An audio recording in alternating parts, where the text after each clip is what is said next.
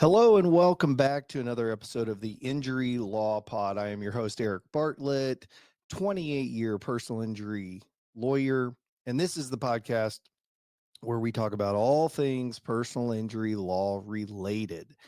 And today, up for the topic is the liability, responsibility of venues that provide recreational opportunities.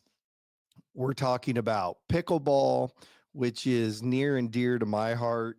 As you see, we have Northland Injury Law pickleball shirts. I play quite frequently. Our law team here, we've done gatherings where we've played as a group. So really enjoy that. But there's a lot of other opportunities out there as well. There's trampoline parks, go-kart tracks. There's obviously baseball stadiums, places you can go hit balls, and just a lot of water parks. I don't want to forget that. There's water parks in the sense of public parks that have areas for kids to play in. So there's just a lot of these types of venues. And with those, obviously comes the risk of injury. So today we're going to talk about if you get injured at one of these places, what does that look like? Do you automatically have a claim against whether it's the governmental entity that is owning and operating the facility, or is it a private company? Do you have a claim when you get injured? And the quick answer is not necessarily by a long shot, because obviously you're choosing to participate in an activity that carries risk with it. And you can't just hold a facility responsible if you're injured. There's got to be something more to it. So, for example, in pickleball, there's a lot of injuries that occur every year from pickleball. But, just because you get hurt while you're playing doesn't mean the facility did anything wrong. There's just an inherent risk of getting hurt when you're playing something like that. So what does it look like? How do you have a claim if you get hurt at one of these facilities? So let's break it down today. Let's look at all the possibilities here. And again, so what are some of the common things we see in Missouri? Again, there's city parks with sports areas. There's private gyms or rec centers with courts, basketball, pickleball, tennis, whatever you got. Racquetball.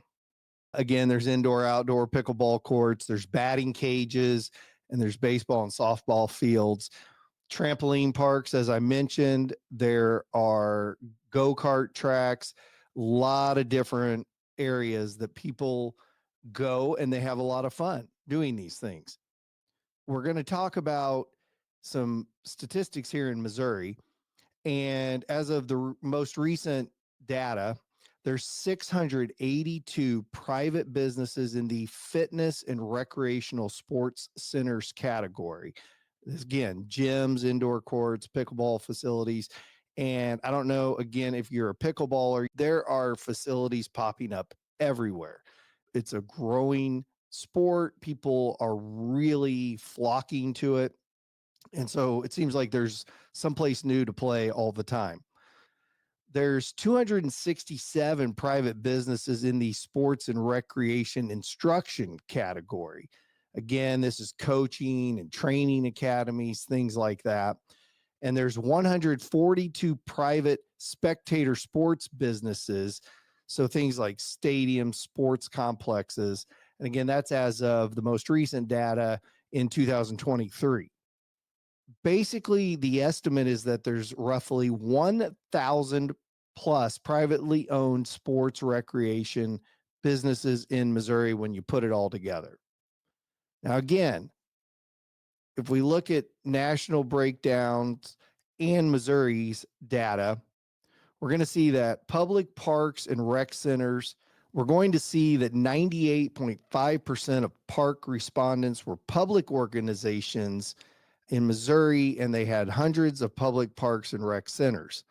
So there's There were 200 community parks and rec centers. There were 84 community recreation centers, and major municipal systems such as Columbia and Kansas City, they each maintain dozens of athletic courts, fields, and community centers. There's over 300 publicly owned facilities statewide. Again, parks, rec centers, fields, and courts. So the breakdown between private and government, and again, latest data shows over 1,000 privately owned fitness centers, instruction facilities, and spectator sports arenas. Then there's over 300 city, county, state parks, rec centers, municipal fields. So again, if you combine those, there's over 1,300 of those in the state. So the ratio looks about 75 to 80% of these facilities are privately operated, with about 20-25% publicly operated.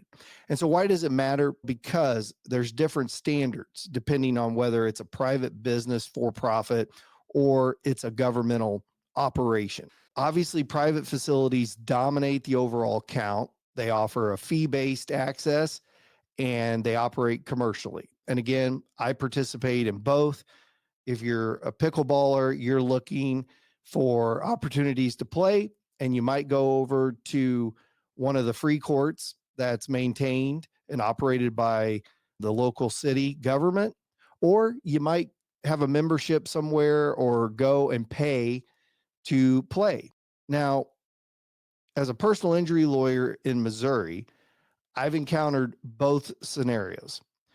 But again, it's important when someone is reaching out to us to figure out, is this a governmental owned operation or a private operation?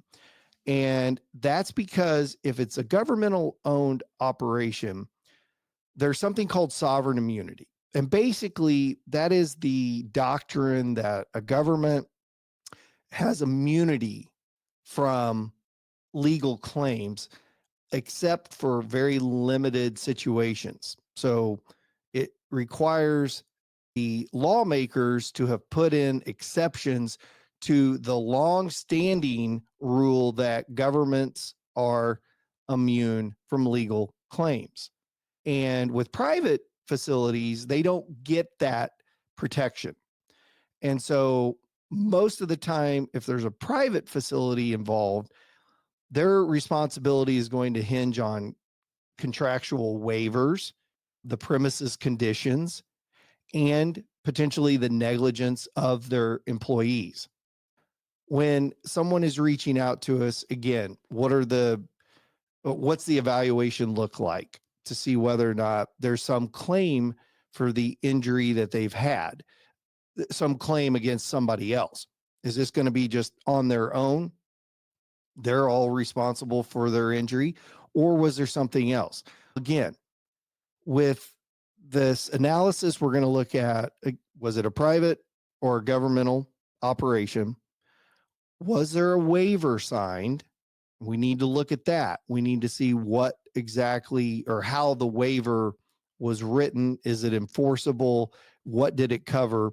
And then finally, we're going to want to look at maintenance records, safety protocols, what the employees did in relationship to the injury and the incident that happened. So again, when we're evaluating these, we're keeping in mind that public entities face narrower responsibility and potentially limited damages, whereas the private entities can be held fully liable under premises liability law, negligence law, and potentially contract law.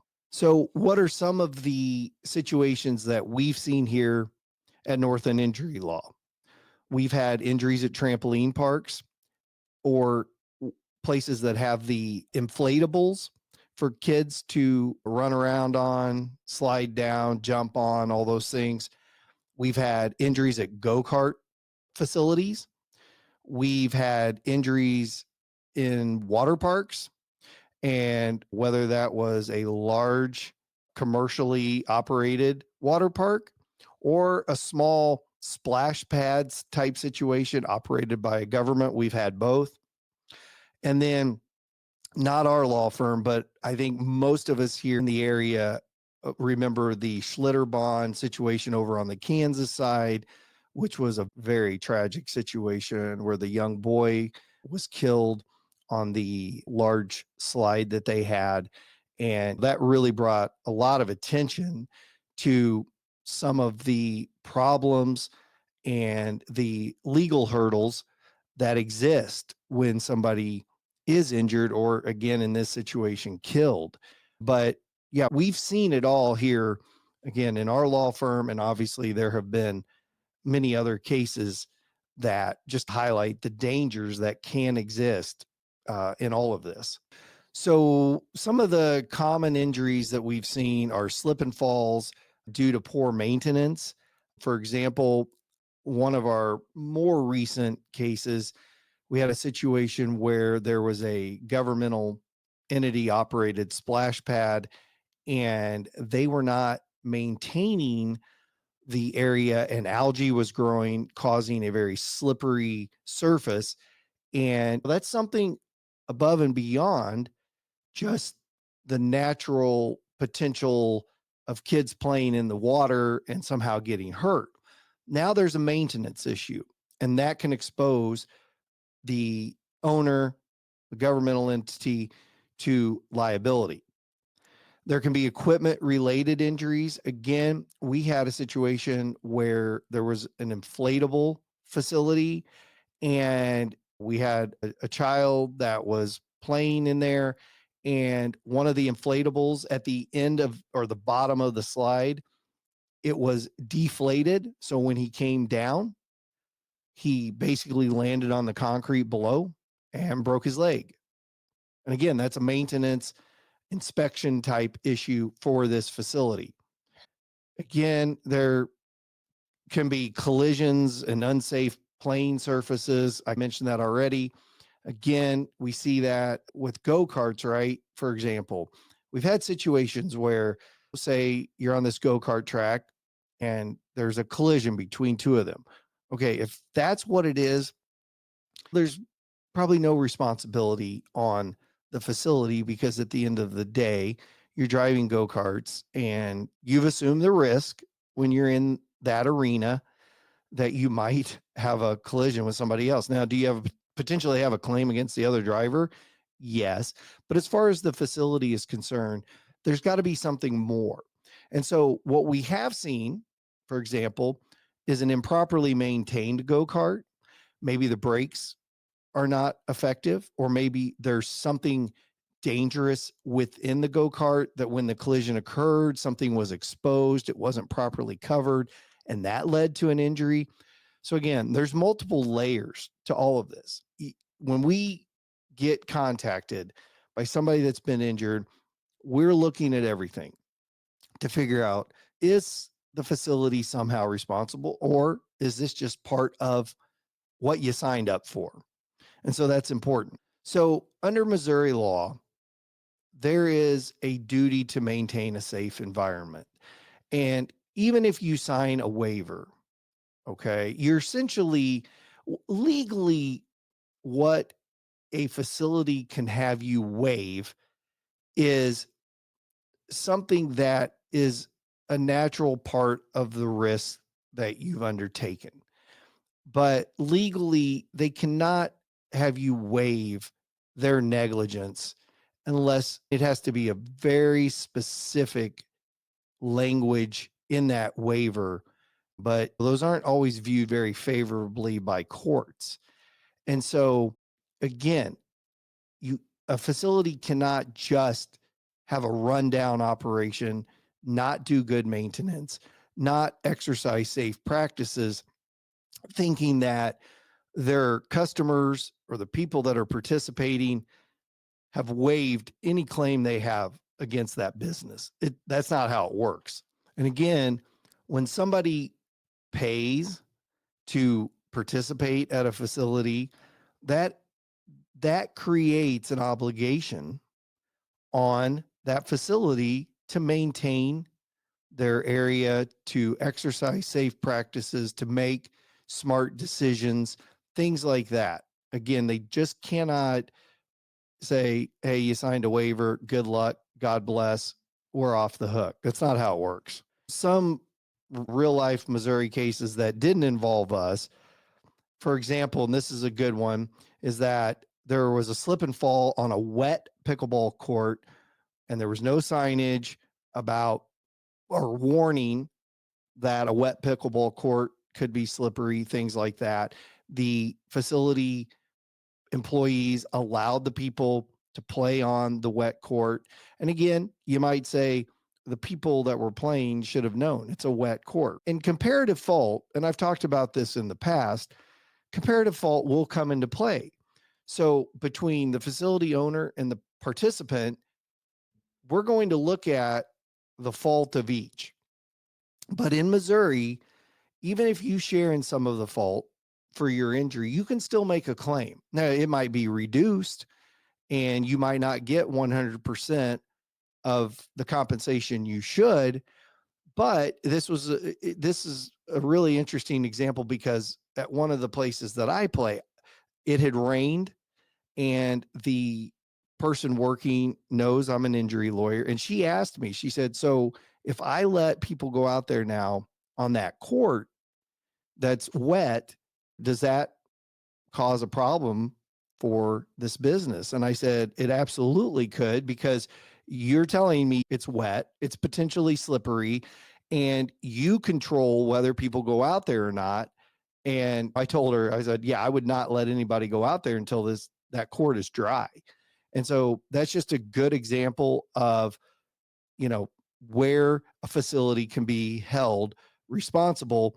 And in that case from Missouri that I'm talking about, where there was a wet pickleball court, the court ruled the facility failed in basic safety duty of keeping people off those courts. Look, you keep the people off the courts, nobody gets hurt, at least not there on a wet court. Now, again, pickleball carries with it a lot of risk, and that's a topic for another time, but that's how it is. Now, another case example out of Missouri, there was a child hit by a baseball due to broken fencing at a community league field. And there, the parents were awarded damages after proving the facility had been warned multiple times about their broken fence.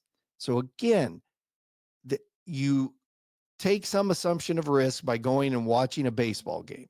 But if there's a fence up that's supposed to prevent balls coming into the stands and potentially hurting somebody, and that fence has been broken, the owner has known that it's been broken, if somebody gets hurt, it's their responsibility. They should have fixed the fence.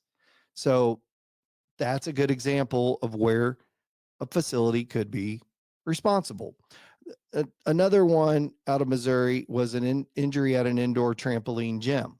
Now, again, you're thinking this is a situation where you're jumping on trampolines. Do legs get broken on trampolines? Absolutely. That happens. But in this particular situation, there was a waiver signed to use the facility, but the injury was due to broken equipment, just like the inflatable situation I told you we had. And so that equipment had not been maintained, and the waiver did not shield the gym from responsibility in that situation. So, what happens if you or your child is injured at a facility like this? What are the steps that you should be taking? Number one, obviously, you need to report it to the staff. Number two, get pictures of the problem. Because when people call me and they're claiming an injury from something that's wrong with the facility or some equipment at the facility, whatever that is, pictures, what do they always say? Pictures are worth 1,000 words. And so if you have a picture that shows the problem, that's going to go a long way in helping make that claim for some kind of unsafe premises, or maybe some kind of unsafe practices by the employees, things like that. So getting photos, documenting the hazard, that's huge. Obviously, if you're hurt, you need to go get medical attention, right? You can't wait. And I've talked about this numerous times. If you think you're hurt, it's better to go get checked out. And if nothing more comes of it, great. But if you end up having serious complications down the road, it's better to have shown up shortly after an incident and been checked out than 2 months down the road, all of a sudden you're in complaining about problems related to this incident that happened 2 months ago. And then finally, if you signed a waiver, you signed some kind of agreement, you need to have a copy of that.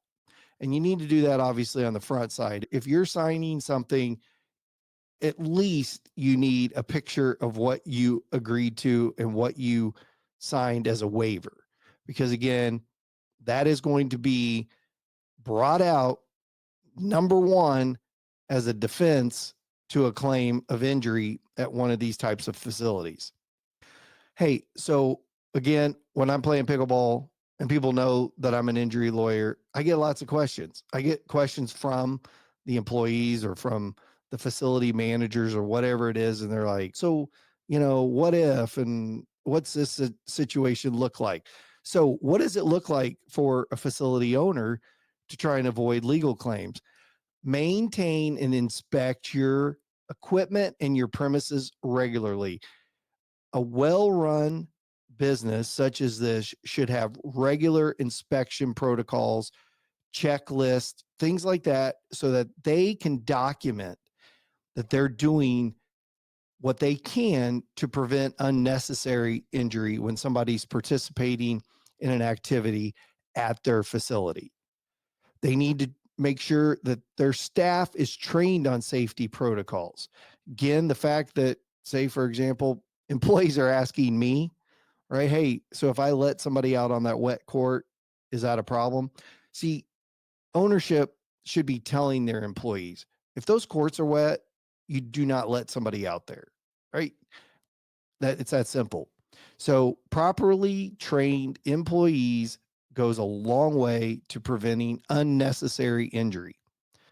Again, if you're a property owner and you're having people sign waivers, you need to make sure you're using clear legal waivers, that you are having lawyers create those waivers that know exactly what the law requires to give you the most protection. And again, you're not going to be protected from everything, but it can go a long way. But again, you cannot, as a business owner, you cannot rely solely on those waivers. You cannot think they signed a waiver, we're off the hook for everything. That's not how it works. And then finally, you need to have proper signage and warnings up. Again, not just to protect yourself, but to protect the people that are your customers and that are using your facility. Make sure the appropriate warnings are there to alert people to potential hazards they might not otherwise think about. And again, I'm a personal injury lawyer. I've seen basically everything. All of this is in my head, but the everyday person, they don't think about all the potential hazards and things that might be out there. And so, again, seek good counsel. If you're a business owner operating one of these types of facilities, get the advice you need to create the safest environment you can. So, remember this key takeaways: just because you sign a waiver at a facility, a sports recreation facility, whether that's a pickleball facility, a basketball, a water park, a baseball facility, whatever it is, it does not mean you've waived all your rights. If there's something intrinsically wrong with the property, or the employees did something negligent, they failed to provide a safe place to play, then there absolutely may be responsibility on the facility. And so, again, as always, I encourage you, if you've been injured at such a facility, you think something was wrong with the facility or the way it was operated, reach out. We're always here. It's a free call, and you just very well may have a claim that you didn't realize you have. Until next time, again, stay safe, stay well, have fun, and be careful.